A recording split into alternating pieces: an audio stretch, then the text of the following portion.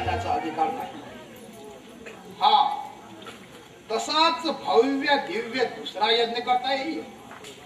पण बाळानो, एवढ्यात दुसरा यज्ञ करण्याचं योजना नका. पांडवांच्या राजसूय यज्ञासाठी आर्यावर्तातील सर्व द्रपाळांनी करभार दिला. पुन्हा त्याला करभार घेण्याचा भार सोसवणार नाही.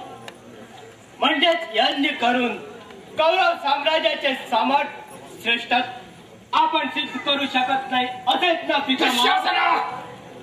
कुविचाराने तू भयाकुल झाला आहेस. कौरव साम्राज्य स्वयंभू आहे, प्राचीन आहे, त्याचा श्रेष्ठत्व सिद्ध करण्याची गरज नाही. वाह पितामह, केवढे श्रेष्ठ साम्राज्य! एवढ्या तोड साम्राज्याचे सम्राट धृतराष्ट्र महाराज आजाद असताना अग्रपूजेचा मान त्या गावड्याच्या पोराला मिळाला. तुझी सारासार विचार करण्याची शक्तीच नष्ट झाली आहे. अग्रपूजेचा मान फळावर नाही तोडला जात, तो तत्वगुणावर दिला जातो. दैवी गुणाने संपन्न श्रीकृष्ण ईश्वरी अवतार आहे, जगत नियंता. पितामह, तो काळात ईश्वरी अवतार असल्याचा साक्षात्कार केव्हापासून झाला? शिशुपाल वधापासूनच ना? दुःशासना, त्या दुर्दैवी प्रसंगाची आठवण नको. उन्मत्त शिशुपालाने भर सभेत भगवंताचा अपमान केला. तो त्याचा 100वा अपराध होता. आणि त्यानंतरच कृष्ण प्रतिज्ञेप्रमाणे भगवानाने आपले सुदर्शन सोडले शिशुपालाचा वध करण्यासाठी. आणि सहनशीलतेला सुद्धा मर्यादा असतात. अरे एवढे वीर तुम्ही तेव्हाच का नाही श्रीकृष्णाच्या विरोधात उभे टाकला? विरोध? पितामह, त्या काळ्या कवळ्याला विरोध? कुणाच्या बळावर आम्ही त्या केटक्या कृष्णाला विरोध करणार होतो?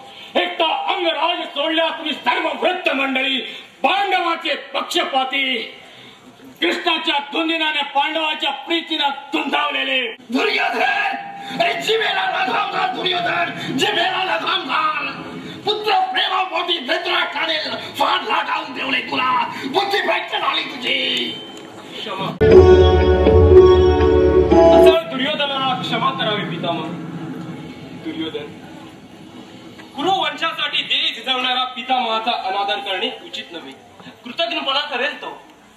मित्र, मला पितामहाचा कष्ट त्याग माहित नाही का? पण कुरुच्या एक संघ राज्याचे 2 प्रिय लोकांनी माझा विरोध कुणीच मानला नाही. कुरुवंशात सम्राट असताना युधिष्ठिर नवा सम्राट झालाय. जास्त युधिष्ठिराने सम्राट पद भोगू देणार नाही. कुरु सम्राट तुझ्या एक पत्नीला एक संघ करेन मी. मित्रा, माझी साथ माझी मदत सदैव राहील तुला, निश्चित होतो. दानवीरा, कुणी काहीही मागितलं की देणं हा तुझा धर्म. पण अपात्री दान करू नये. दान अजूनही वेळ केलेली नाही. सावध हो. शकुनीच्या कपट जाळ्यात तू अधिकाधिक गुरफटत चालला आहेस. दुर्योधनाच्या आजच्या बोलण्यातून भविष्यात काहीतरी घटित घडण्याची चाहूल लागते.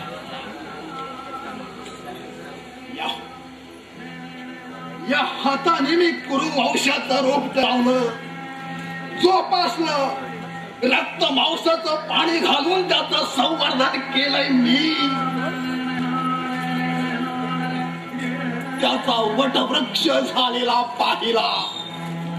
आणि आता त्यात वटवृक्षाची पाळेमुळे माझ्या इथं पौत्र काढून काढण्याचा प्रयत्न करतात.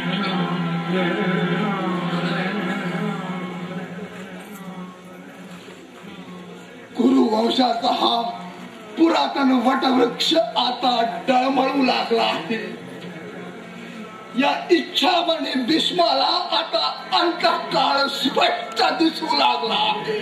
आंबेचा शाप आणि टैटान या गंधाळातून मला मुक्त करू.